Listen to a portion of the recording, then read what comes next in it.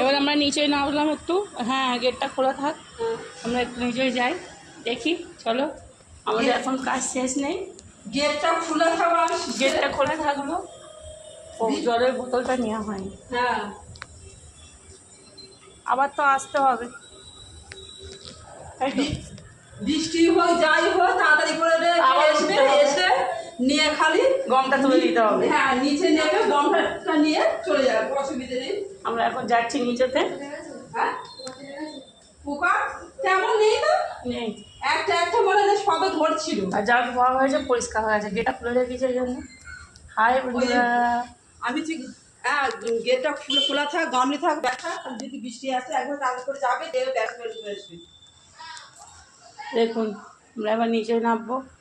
এবার আমাদের খাওয়া দাওয়ার ব্যবস্থা হবে, চা খাওয়া হবে একটু।